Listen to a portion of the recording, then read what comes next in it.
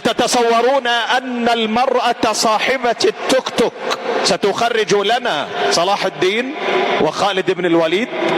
هل تتوقعون أن المرأة صاحبة اليوتيوب سوف تخرج لنا حفاظ قرآن؟ هل تتخيلون أن المرأة التي تظهر على شاشات التلفزة إما مذيعة أو ممثلة أو مغنية وراقصة ستخرج لنا قادة يحررون الأمة الإسلامية مما حصل فيها من الذل؟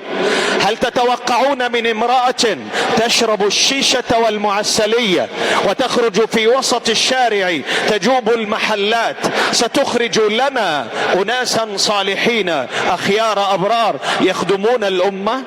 هل تتوقعون من امرأة تصور نفسها وعلى الشاشات تنثرها، هل تتصورون من هذه المرأة أن تنتج جيلا صالحا؟ هي خاربة، وما ينتج الخارب إلا خاربا.